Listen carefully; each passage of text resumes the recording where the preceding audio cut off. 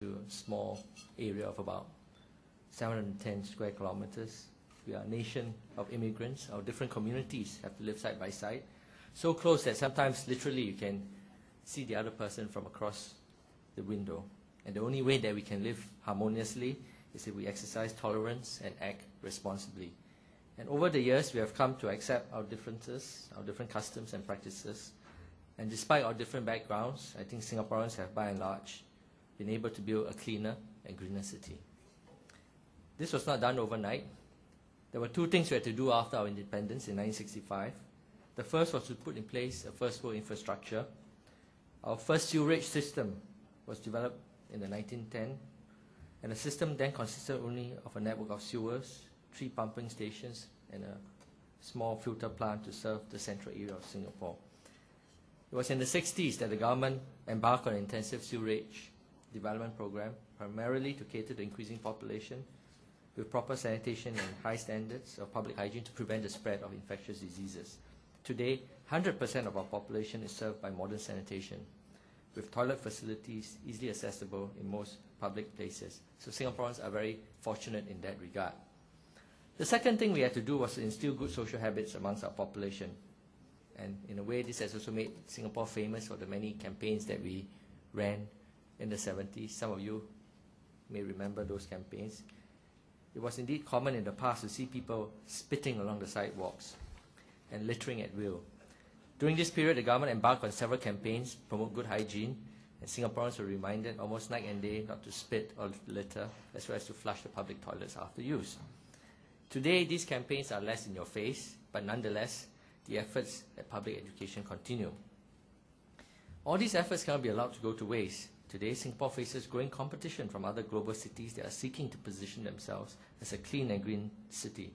And increasingly, lifestyle choices hinge, whether you are local or foreign talent, hinge upon the place that offers you the best conditions to live, work, play. And hence, high standards of public hygiene and cleanliness become even more important as a factor to differentiate Singapore or your community from other communities. And for us, rising expectations mean that we have to create a more livable environment. Here in NEA, the National Environment Agency, our efforts, or rather our experience, shows that a collective effort from all stakeholders is crucial in sustaining high standards of public hygiene. Let me just cite some results from a survey that we ran in 2008. As a whole, the cleanliness of public toilets in Singapore has generally improved over the last 3 years. Improvements were observed in toilets at shopping complexes, cinemas, theatres, and workplace canteens. However, toilets at some eating establishments, such as coffee shops, have yet to keep up with the standards. The top 3 most common bad toilet habits were wet floors, littered floors, and dirty toilet bowls. Excuse me, I know this is over dinner, but I think I'm speaking to a group of people who understand what I'm talking about.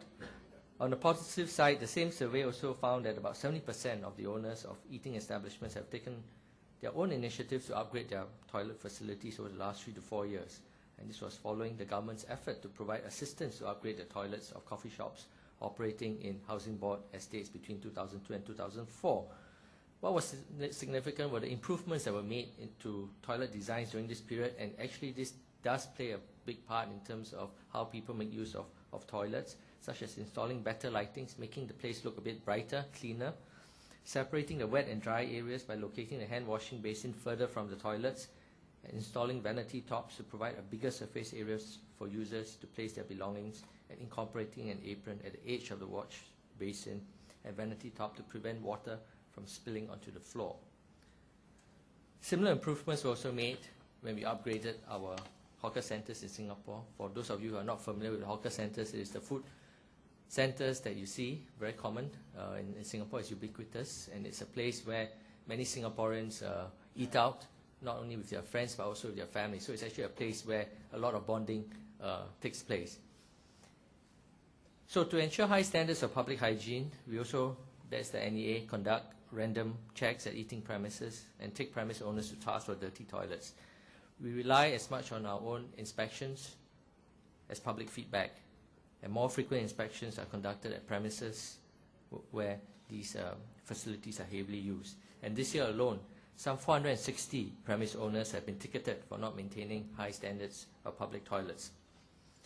Let me say that the long-term solution is not to deploy National Environment Agency officers to every public toilet. This is not sustainable.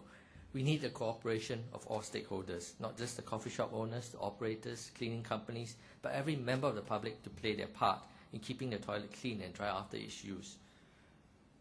On our part, not only through greater inspection and enforcement, but also raising the standards of the cleaning industry for the hawker centres under our charge through best sourcing rather than cheap sourcing contracts so that you can get proper cleaning companies who can do a proper job for you. For Pui Hun, yes, we work closely with the RAS to reach out to different groups in the community. One good example is a Happy Toilets school education program, which reaches out to the students. And this program itself has garnered the participation of more than 200 primary and secondary schools.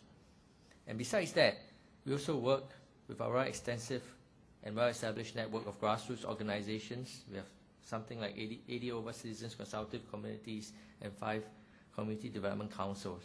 And we need a strong support from the mayors and the advisors of these organizations in order to roll out our programs. One example is the Clean Toilets at Northwest program, where the grassroots leader and his team engages partners such as food shop owners and facility managers to participate in the Happy Toilet program. And to date, 2 toilets have been awarded the highest 5-star rating, and another 18 toilets have been awarded either 3 or 4 stars. And besides the Happy Toilets program, I must commend RAS for its other initiatives such as Let's Observe Ourselves, a LOO campaign for which we will hear from the award winners themselves the sort of efforts that they've put in. So RAS efforts to promote toilet cleanliness have not only brought about a positive change, but also to toilets in public buildings, but also toilets in private establishments. And the Singapore Zoo, for example, often touted as a good example, has maintained their 5-star Happy Toilet certification since 2003. And being a star local attraction, we expect nothing less from the Singapore Zoo. And I hope that more toilet owners, cleaning companies, cleaners and users will step forward to help RAS in its efforts. And with more partners coming on board, I'm confident that we can make a difference to the standards of public hygiene. Let me now conclude by recalling a profound observation made by the Minister Mentor Lee Kuan Yew, our former Prime Minister, in his memoirs, which I had the benefit of working as his research assistant about a decade ago. Speaking to an audience of senior officers from various ministries, that is departments for some of you who are not familiar with the terms we use here, and statutory boards to get their buy-in for the clean and green movement, which was something which the Minister Mentor launched when he was Prime Minister. He said, I recounted, this is to the group of officers that were from the very senior ranking bureaucrats, as Jack would call them, in front of him.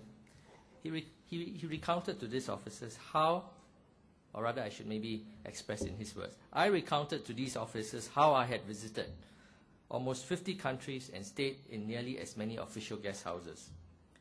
What impressed me was not the size of the building, but the standard of their maintenance. I knew when a country and its administrators were demoralized from the way the building had been neglected. Wash basins cracked, taps leaking, water closets not functioning properly, a general dilapidation, and inevitably unkempt gardens. VIPs would judge Singapore the same way. Ladies and gentlemen, indeed, ultimately it's not the size or scale or beauty of our infrastructure that makes a big impact, but our social graces and efforts in keeping Singapore clean and green. A world-class infrastructure would count for nothing if we lack a good culture of maintenance, and this includes keeping our public spaces clean as we would do for our own homes. As Singapore gears up for major international events next year, such as the World City Summit, Singapore International Water Week, and of course the Youth Olympic Games, let us welcome our guests from the rest of the world with first world graces befitting a first world infrastructure. Thank you very much.